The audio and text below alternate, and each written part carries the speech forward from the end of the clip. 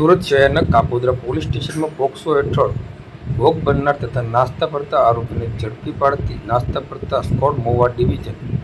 તારીખ 11 જુલાઈ 2024ની શનિવારના સાંજના 6:30 કલાકે મહુવા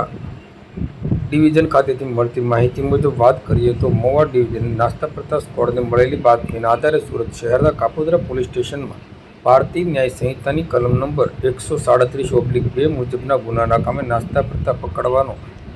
બાકી આરોપી દીપકભાઈ દાનાભાઈ બાંભણિયા રહે હાલ સત્યનારાયણ સોસાયટી વેલકમ શેરી કાપોદ્રા સુરત મૂળ ભદ્રાવળ નંબર 3 તાલુકો તળાજા જિલ્લો ભાવનગરવાળા